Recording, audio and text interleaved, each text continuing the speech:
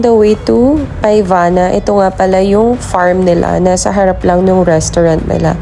At napakainit ng parking. I wish sana may parking sila na may cover naman. Kasi sobrang tirik ng araw nung nagpunta kami nitong time na to. Hi! Hi vlog! Hi vlog! Hi vlog! Hi vlog! Buksan ko na yung water mo. Oh, grabe yung init. So, ito yung babungan sa inyo. Napakainit. Ito yung farm nila. Farm to table nga ang concept kasi nila. Paivana daw to eh. Yan. Pagpasok mo, yes po! Ah, you want to pay? Okay, just wait. Ara! Okay, so now let's appreciate the ambience of this place. Kita nyo naman, sobrang relaxing, ang ganda kasi ang dami nilang halaman. Tapos very natural pa yung light. Ka naman dyan, sis. The Queen of Gear Hablipa.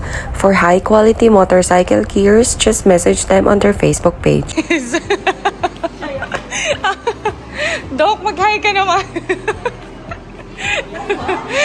If you're looking for a trusted Pitya in Batangas, you can message her Facebook clinic.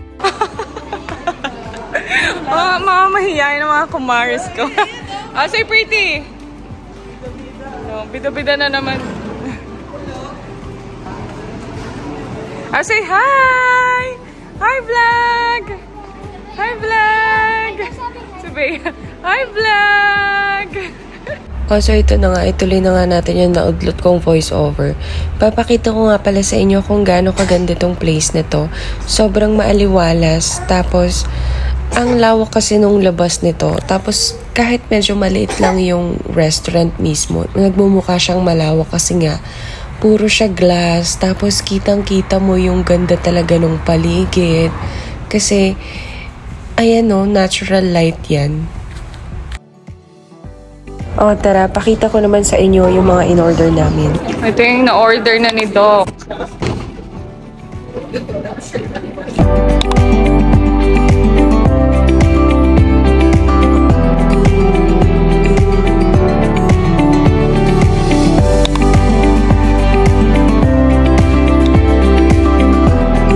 Ito nga pala yung pinaka nagustuhan namin, pati ng mga bata.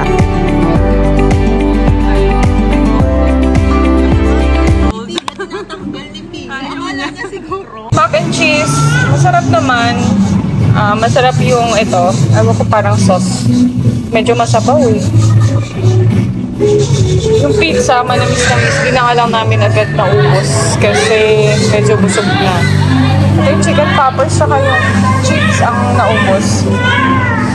Teka lang anak, nagre-review pa ako. Cheesecake, kaya na yun na lang natira.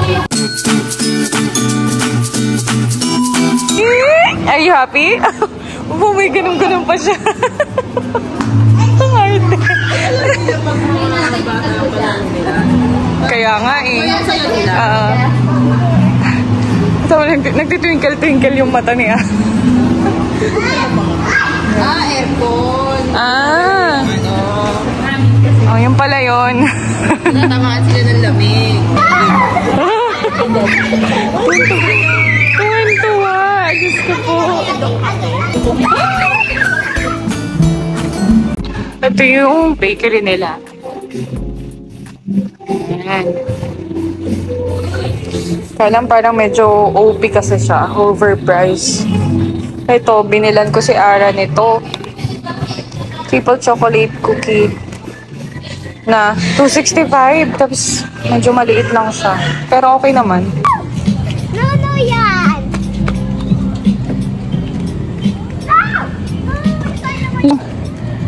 Probinsya talaga na napakainit.